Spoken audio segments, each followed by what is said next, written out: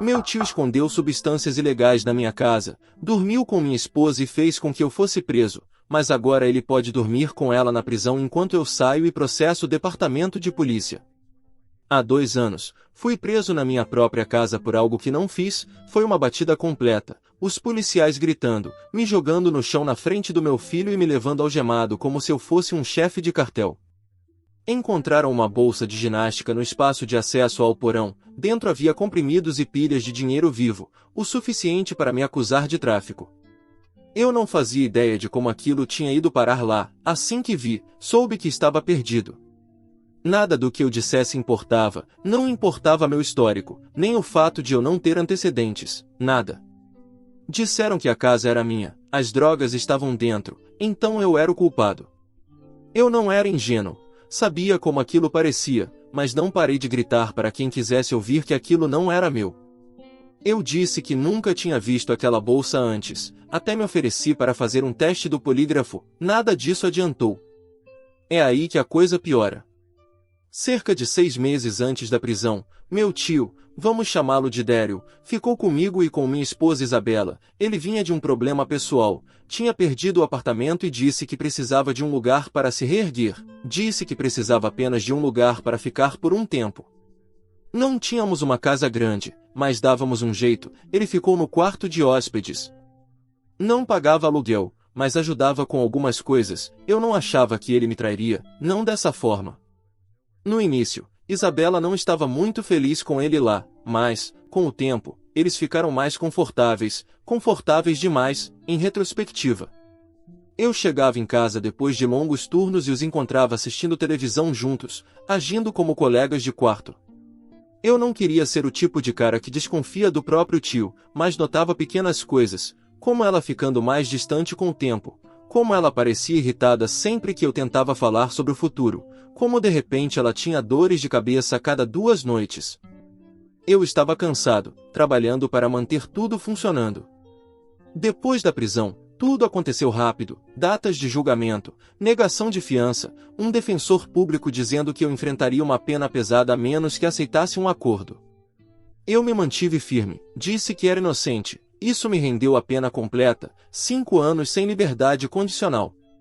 No início, Isabela ficou ao meu lado, trouxe meu filho para me visitar algumas vezes, me disse para ser forte, que acreditava em mim, chorou durante a sentença. Achei que passaríamos por isso juntos, depois, ela simplesmente parou de aparecer. As mensagens que eu deixava não eram respondidas, ela me bloqueou da linha da prisão.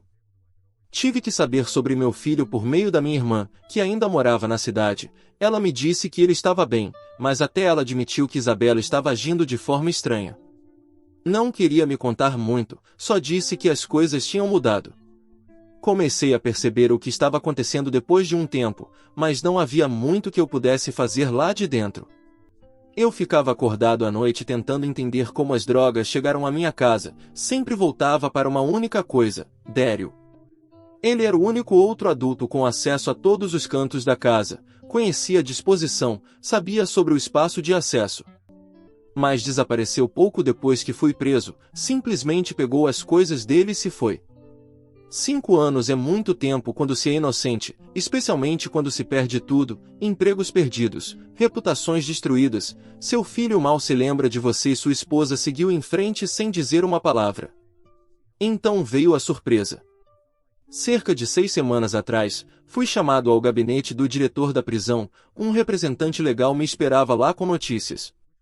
Parece que vários casos relacionados à delegacia onde fui preso estavam sendo revisados, por causa de procedimentos de busca irregulares, entradas ilegais, detalhes de mandados de prisão ausentes, provas adulteradas. Minha advogada havia solicitado uma revisão 1 ano antes, e finalmente obteve resultados. Anularam minha condenação, saí 2 semanas depois. A liberdade não parecia uma vitória, saí e não havia nada, nenhuma recepção, nenhuma família esperando, apenas um mundo frio e uma bolsa de ginástica barata com minhas roupas velhas. Fui ficar com meu primo Jim, que era o único que ainda me apoiava, ninguém mais sequer atendeu minhas ligações.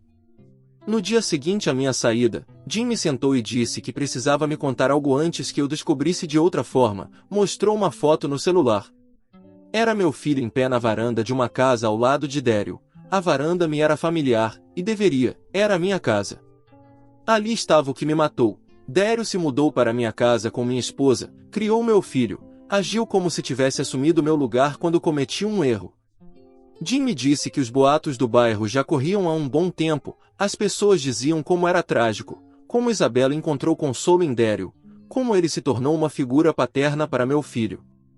Alguns até achavam que eu merecia estar preso. Fiquei dias remoendo aquilo, não conseguia dormir, não conseguia comer. Continuava me perguntando se Isabela estava envolvida desde o início, sabia que a bolsa foi plantada, fui vítima de uma armação, ou ela simplesmente foi fraca e não quis acreditar que eu era inocente. De qualquer forma, eu não ia mais me enganar, não me importava se chorassem, suplicassem ou tentassem justificar, queria respostas. Ainda não os confrontei, apenas tenho observado de longe, reunindo o pouco que consigo. Descobri por Jim que meu filho começou a chamar Dério de pai um ano depois que fui embora. Isso me destruiu, não apenas porque eu sentia falta dele, mas porque outro homem ocupou meu lugar e me apagaram. Agora estou aqui sem emprego, sem casa, com quase nada na conta bancária, e uma vida que me foi roubada pelas pessoas em quem confiei. Estou com raiva, estou cansado, e estou tentando não fazer algo que não possa ser desfeito, que me mande de volta para onde vim. Não sei qual é o próximo passo. Será que vou lá e os confronto? Será que vou direto a um advogado e começo a levantar arquivos sobre Dério? Há alguma forma de provar que ele plantou aquela bolsa? Isabela admitiria algo agora? Não espero um grande confronto onde todos confessem e chorem e a verdade magicamente resolva tudo, mas também sei que não posso ficar aqui agindo como se isso não tivesse acontecido. Não sou o mesmo homem que fui há 2 anos, a prisão te muda. Quero justiça, ou o que restar dela, mas também quero ver meu filho de novo. Quero que ele saiba que não o abandonei, só estou tentando descobrir onde está a linha entre recuperar minha vida e destruir o resto da dele. Preciso saber qual é o próximo passo, porque isso ainda não acabou, nem de perto. Atualização 1. Eu não entrei naquela casa pensando que resolveria alguma coisa, eu só precisava ver as caras deles quando vissem a minha. Os mesmos rostos que costumavam sorrir quando eu entrava pela porta agora estavam vivendo uma vida completamente nova sem mim, na minha casa, com meu filho. Eu não ia mais ficar à margem me perguntando, eu precisava de respostas, mesmo que fossem frias. Meu primo me deixou a uma quadra de distância, eu não queria causar uma cena, mas também não ia entrar em silêncio. Fiquei do lado de fora por 1 minuto só olhando para casa, meu filho estava andando de skate na entrada da garagem. Isso me atingiu mais forte do que eu esperava, eu não o via há quase 2 anos e ele parecia maior, como se eu tivesse perdido uma parte importante da vida dele. Ele não me reconheceu, isso foi a primeira coisa que partiu meu coração. Mas devo admitir, eu estou com uma aparência um pouco diferente, ele apenas me olhou como se eu fosse um estranho se aproximando. No começo eu não disse nada, só observei, tentando registrar o fato de que aquele era meu filho e ele não me conhecia. Isabela veio até a porta, percebi que ela não me esperava, depois se afastou como se soubesse que eu não sairia dali sem entrar. A casa parecia igual, só que mais vivida, brinquedos por toda parte, fotos do meu filho na parede, algumas com meu tio nelas. Esse foi o segundo golpe. Fiquei ali tentando me concentrar, tentando não explodir, mas minhas mãos tremiam. Ele desceu as escadas tranquilo como sempre, meu tio, o homem que eu costumava admirar, me deu um sentimento de arrogância. Não se desculpou e não parecia nervoso com minha presença, apenas disse que o que aconteceu foi uma bagunça, mas que ele já tinha superado, como se fosse algo que aconteceu com ele e não algo que ele causou. Não me dei ao trabalho de ser gentil, perguntei diretamente se ele plantou aquela bolsa de ginástica. Ele deu de ombros, dizendo que provavelmente eu tinha me envolvido com as pessoas erradas e que provavelmente tinha esquecido algo que fiz. Tentando me fazer de bobo. Isabela interveio rapidamente, não para me defender, mas para suavizar as coisas. Disse que não valia a pena reviver o passado, que o que aconteceu já tinha sido resolvido legalmente, e que talvez eu devesse me concentrar em reconstruir em vez de olhar para trás. Perguntei se ela realmente acreditava que fui eu quem colocou aquelas drogas lá. No começo, ela não respondeu, apenas olhou para baixo e disse que não sabia no que acreditar. Admitiu que começou a se apoiar no meu tio alguns meses depois que fui preso. Ele disse que começou como uma ajuda com nosso filho. Ele já estava ficando lá, dormindo no sofá, antes de tudo acontecer. Quando fui preso, ela disse que se sentiu sobrecarregada, as contas, a criança, o julgamento da sociedade. Se apoiou nele, e uma coisa levou a outra.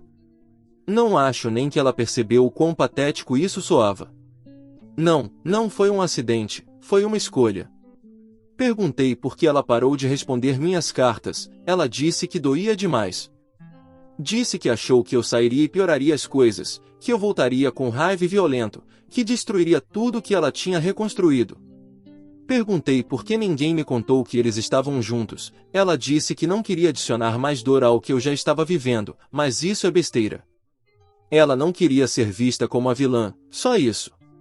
Não fiquei muito tempo. Meu tio agiu como se eu fosse um visitante. Isabela tentou fingir que estava presa no meio. Nenhum dos dois assumiu responsabilidade pelo que fizeram. Saí antes que chegasse ao ponto de esmagar crânios com minha bota. Eu não quero ser o tipo de homem que perde o controle e acaba de novo na prisão. No dia seguinte, recebi uma mensagem direta no Facebook. Um cara que eu mal lembrava, o sobrinho de um vizinho, costumava estar por ali, jogava bola às vezes nas churrascadas do bairro. Ele disse que tinha algo para me contar e que não queria escrever, me deu um número para ligar. Nos encontramos naquela tarde. Ele parecia nervoso, mas sério, disse que sempre se sentiu culpado por não ter falado antes. Me contou que viu meu tio entrando no espaço de acesso ao porão da minha casa tarde da noite, talvez 2 ou 3 dias antes da batida policial. Disse que parecia suspeito. Meu tio estava agindo com muita cautela, olhando ao redor como se não quisesse ser visto. Esse cara não disse nada na época porque estava em liberdade condicional e não queria se envolver com a polícia, especialmente com aquela delegacia, porque ele conhecia os rumores. Me contou tudo e eu gravei. Ele aceitou assinar uma declaração se fosse necessário. Disse que aquilo o estava corroendo por dentro durante 2 anos, sabia que algo não estava certo, mas ficou calado porque não confiava na polícia. Liguei para a advogada que ajudou a anular minha condenação. Ela me disse que isso poderia ser algo grande, especialmente porque a delegacia que me prendeu já estava sob investigação por batidas ilegais e mandados irregulares. Marcamos uma reunião. Hoje vou entrar com um processo civil contra o departamento por condenação injusta, e minha advogada está me ajudando a investigar possíveis acusações contra meu tio. Se conseguirmos provar intenção e conectar a declaração dele ao relatório policial, pode haver base suficiente para apresentar acusações criminais por falso testemunho ou algo pior. Isabela ainda não tentou me contatar, suponho que ela ainda não tenha percebido a gravidade da situação, mas vai perceber, se meu tio enfrentar problemas legais e aquela casa se tornar parte de uma investigação. As coisas vão ficar desconfortáveis bem rápido. Já não sei mais como é a cara da justiça, só sei que quero que a verdade venha à tona. Quero que fique registrado que eu não fiz o que disseram que fiz, e se isso significar tirar todos os esqueletos de todos os armários, que seja, eu já não tenho mais nada a perder. O próximo passo é o lado legal. Vou publicar outra atualização depois da reunião com a advogada e do início do processo. Desta vez, não vou deixar que me enterrem, não de novo. Atualização 2. Tenho estado em silêncio nas últimas semanas porque precisei agir com cautela. Depois que tive aquela ligação com Jason, o sobrinho do vizinho, soube que tinha em mãos a única coisa que poderia abrir tudo isso. Mas ter uma história e provar um caso são 2 coisas completamente diferentes. Por isso mantive todas as expectativas baixas. Eu não queria me iludir achando que finalmente conheceria a justiça. Minha advogada analisou a gravação, foi cautelosa, disse que não garantia nada, mas que isso acrescentava peso, especialmente porque a delegacia já estava sob ataque.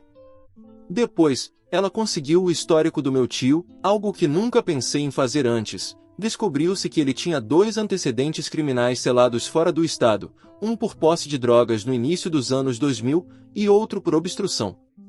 Nada que tivesse vindo à tona enquanto ele morava conosco, nada que aparecesse sem uma verificação mais profunda. Minha advogada conseguiu acesso a uma cópia do meu relatório de prisão e das declarações colhidas na época. Meu tio havia dado uma declaração à polícia, alegando que eu estava agindo de forma errática e que tinha novos amigos que apareciam tarde da noite. Basicamente, ele ajudou a construir o caso contra mim por dentro. Isso deu causa provável suficiente para focarem em mim, e não nele.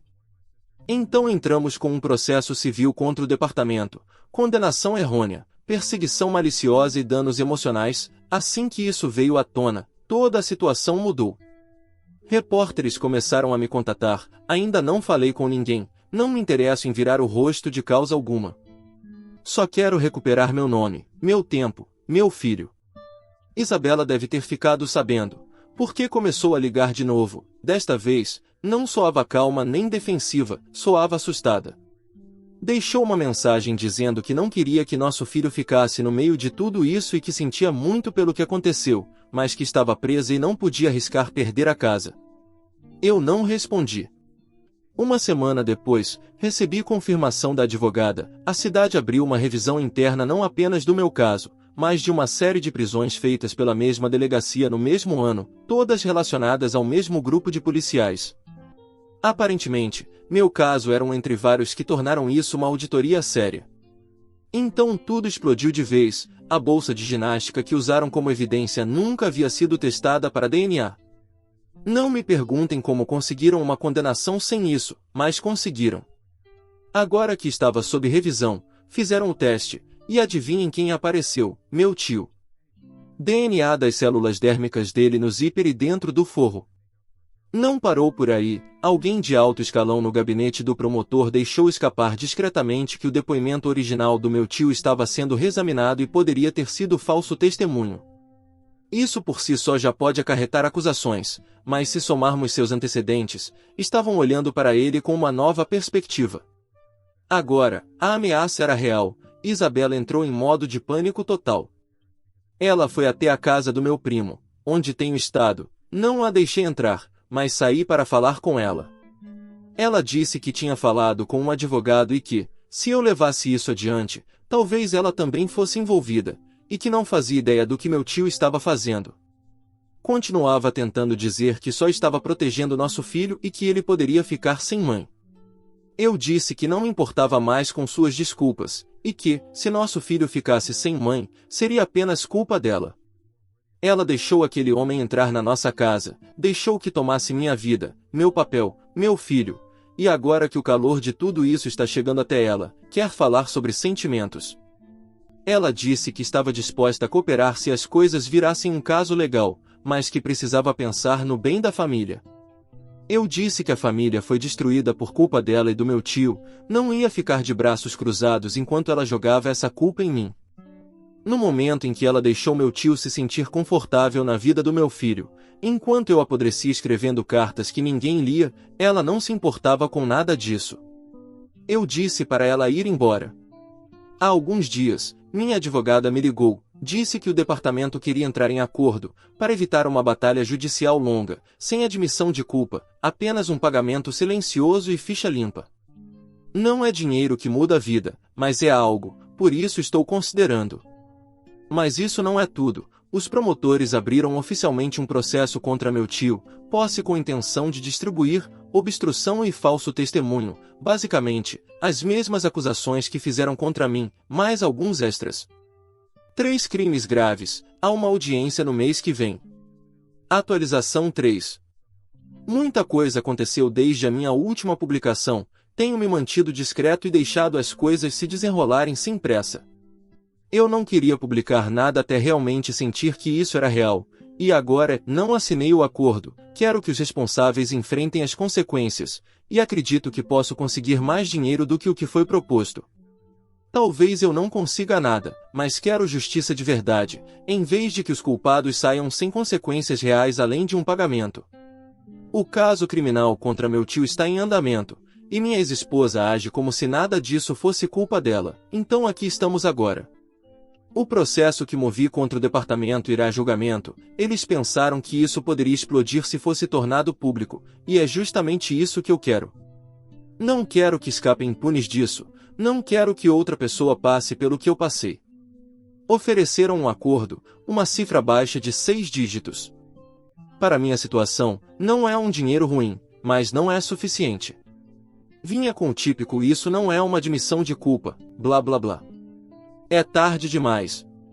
Vamos seguir com o caso. Embora algumas pessoas não gostem, os envolvidos foram afastados e substituídos por pessoal de cidades vizinhas. Sei que isso pode me trazer problemas, mas alguns policiais corruptos sem distintivo agora não vão me intimidar. Depois de 2 anos na prisão, ainda estou aqui, processando, e por mais de 5 vezes o que eles ofereceram. Sei que conseguir isso é quase impossível, mas mantenho o pensamento fixo em buscar justiça. Mas aqui está a parte que realmente importa: meu tio está afundando. A investigação avançou rápido assim que meu processo pressionou o departamento. Ele está em areia movediça, estendendo a mão para que eu o salve, mas eu só a empurrei com o pé e o assisto engolir areia. A declaração antiga dele sobre eu estar agindo de forma paranoica não bate com os registros de chamadas e mensagens extraídas do meu celular antigo. Depois descobriram que ele tinha acusações seladas em um estado vizinho por posse e intenção de distribuir, e de repente o quadro ficou muito mais claro. São muitas as acusações. Se isso continuar assim, ele pode pegar muitos anos. Seu advogado está tentando mudar a narrativa, mas é muito difícil. Há provas demais contra ele, tantas que nem mesmo Isabela quer mais apoiá-lo. Suponho que ainda seja minha esposa, porque nunca se divorciou de mim, costuma pular fora rápido de navios afundando, uma verdadeira ratazana. Ela entrou em contato de novo, disse que lamentava tudo e que não sabia em quem acreditar na época. Afirmou que estava com medo, que pensava que eu estava envolvido em algo perigoso, e que meu tio a fez sentir que era o único que cuidava dela. Disse que não me traiu, pelo menos não no começo, mas que as coisas ficaram confusas com o tempo. Nem mesmo ela sabe quando cruzou a linha. O que vejo agora é uma mulher apavorada de que as paredes estejam se fechando, tem medo de que venham atrás dela, medo de perder a guarda ou que alguém investigue mais a fundo o que ela sabia e quando soube. Continuava dizendo que se sentia manipulada, que pensava que eu era culpado por causa de como tudo parecia, que só estava tentando sobreviver. Mas o que me incomoda é que ela não tentou falar comigo quando saí, não até que o processo ganhasse força, não até que a mídia se envolvesse, não até que as acusações contra meu tio se tornassem reais. Não sei você, mas isso não me parece atitude de alguém inocente. Agora ela quer que eu volte, nem como marido, apenas para estar presente e ajudar a criar nosso filho novamente. Sim, mas é isso, ela sabe, só não quer dizer em voz alta. Por que então teria que admitir o que permitiu acontecer e enfrentaria acusações? Não tenho provas, mas se for necessário encontrá-las com minhas próprias mãos, é isso que vai acontecer. Ela teve uma chance de fazer a coisa certa há 2 anos, quando eu estava em uma cela, completamente perdido, sem receber cartas, ouvindo meu filho crescer por meio de atualizações da minha irmã. Ela estava fazendo uma escolha. Eu não esqueci esses 2 anos. Ela deixou meu filho chamar outro homem de pai enquanto eu apodrecia, e tenho fortes suspeitas de que ela o ajudou a fazer isso. Não acredito em nada do que ela diz, e não sinto nem uma gota de pena se ela acabar presa junto com ele. Então eu não vou voltar para aquela casa fingindo que nada disso aconteceu, não me importo com quantas lágrimas ela derrame. O próximo passo é iniciar um acordo de custódia formal. Atualização 4. Foi difícil escrever isso, estas últimas semanas foram as mais emocionalmente exaustivas que já vivi, e isso diz muito, considerando que já perdi 2 anos da minha vida sentado em uma cela por algo que não cometi. No fim de semana passado, vi meu filho, foi a primeira vez real que o vi desde que tudo explodiu, não através de uma foto ou ouvindo falar dele por outra pessoa, mas pessoalmente. A última vez que o segurei, ele tinha 4 anos e não queria dormir se não fosse nos meus braços. Agora ele tem 6, parece maior, mais calado, e eu nem sabia qual era a sua cor favorita. Esse tipo de constatação chega de uma forma para a qual, eu acho, você nunca está preparado. O encontro foi em um parque, território neutro. Não foi ideia minha, mas fazia sentido. Falei com um terapeuta familiar antes, tenho ido à terapia toda semana desde que tudo isso começou a desmoronar. Isabela chegou com ele e ficou para trás, enquanto eu me sentava em um banco. O vi me olhar como se eu fosse alguém que talvez já tivesse visto antes. No começo foi só o básico, perguntando como ia a escola, se ele ainda gostava das mesmas coisas. Ele não disse muita coisa. Depois me perguntou se eu era um cara mau, assim, direto, e eu já sei a quem posso culpar por isso. Provavelmente ouviu coisas de Isabela, do meu tio, talvez até de outras crianças. Não foi uma acusação, parecia apenas confuso, e talvez um pouco assustado. E eu não soube o que dizer no começo. Disse a ele que as pessoas podem dizer todo tipo de coisa, mas que o que realmente importa é o que é verdade, e a verdade é que eu não fiz o que me acusaram. Cometi erros, claro, mas nunca machuquei ninguém, e nunca fiz nada que justificasse me afastarem dele daquela forma. Ele ficou pensativo por um momento, depois me perguntou se eu voltaria para casa. Eu disse que não, que o lar agora era diferente, mas que eu estaria por perto, estaria ali por ele de novo, e estaria como seu pai. Não sei quanto disso ele entendeu, mas ele assentiu com a cabeça. Depois me perguntou se podíamos chutar bola juntos, então fizemos isso. Jogamos por talvez meia hora, depois ele perguntou se poderíamos fazer isso de novo em breve. Eu disse sim, faremos. Isabela não disse muito durante a chegada nem na saída, talvez porque agora ela tenha problemas de sobra e eu seja o responsável, o que, sinceramente, me dá prazer. O processo contra a delegacia foi resolvido, não foi uma indenização milionária, mas me deu o suficiente para conseguir um lugar próprio. Agora tenho um apartamento a algumas quadras, não é nada especial, mas é perfeito para quando meu próprio filho começar a me visitar em casa. Comecei a trabalhar também, como limpar o meu histórico e agora não tenho antecedentes, ficou um pouco mais viável. Ainda é difícil conseguir emprego, porque socialmente eu sou aquela pessoa, mas alguém me deu uma chance, e pretendo aproveitá-la. No futuro, virão coisas melhores. Junto com o processo, os policiais envolvidos também receberam diferentes sentenças, isso ajudou um pouco a limpar minha imagem. Meu tio aceitou um acordo, foi o melhor que ele conseguiu, de 7 a 9 anos. Não, ele não vai sair amanhã, isso já é alguma coisa. Não é o suficiente para mim, não comparado ao que ele me tirou, mas é parte de uma justiça que eu nunca tinha visto antes. Espero que apodreça lá dentro, veremos. Talvez eu tenha um pouco de sorte. Solicitei a guarda parcial, mas pode acabar sendo total, se as coisas seguirem como imagino. Isabela também foi acusada, parte do acordo do meu tio envolvia falar, e ele disse às autoridades que Isabela também sabia do plano. Talvez ela não tenha colocado a bolsa lá, mas, segundo meu tio, o romance já havia começado antes, e esse era o plano, me tirar do caminho, ficar com a casa e com tudo. Vou pedir o divórcio, e dependendo de como evoluírem os problemas legais de Isabela, também vou processá-la, e pedir aquela maldita casa. Ainda não sei o que farei com ela, mas tenho certeza de que ela não vai querer morar lá dentro. Provavelmente vou queimá-la até os alicerces ou simplesmente vendê-la, depende do meu estado de loucura no dia em que colocá-la em minhas mãos. Mas isso é um problema para o meu eu futuro, um eu bem distante no tempo. O terapeuta disse que levará tempo para que meu filho recupere essa conexão comigo, eu já sabia, mas espero que não leve tempo demais. Se minha esposa acabar na cadeia e eu obtiver a guarda completa, não esperem de mim uma nova atualização tão cedo, não acho que nada disso se resolva nas próximas semanas. Atualização 5. Estou divorciado de Isabela, obtive a guarda total do meu filho e também a casa. Acho que não faz sentido esconder isso, porque vocês já imaginariam, Isabela foi considerada a culpada.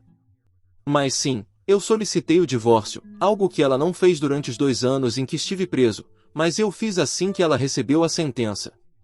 Minha advogada achava que seria mais fácil com ela condenada, e não estava errada, foi um mero trâmite conseguir o divórcio ao entregar os papéis na prisão.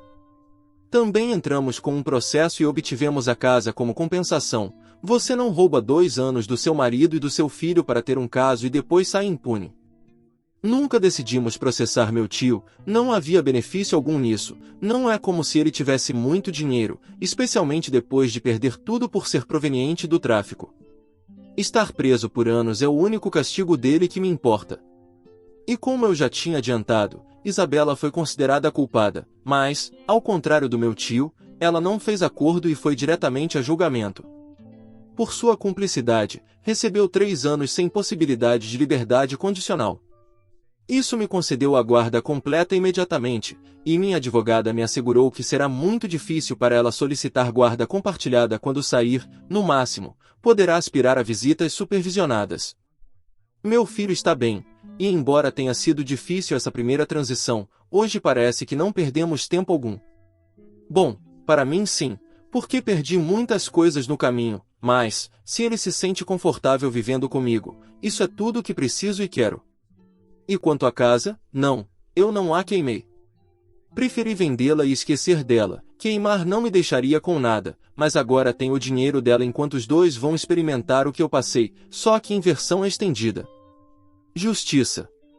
Ainda não acredito, mas consegui saboreá-la em pequenas doses. Justiça para mim seria que eles passassem o resto de suas vidas lá dentro.